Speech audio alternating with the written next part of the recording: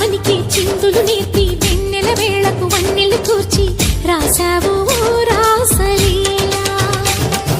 వలపుల పాటే ఆలపిస్తూ అల్లరి ఆటల మల్లెలు పూస్తూ రేపావు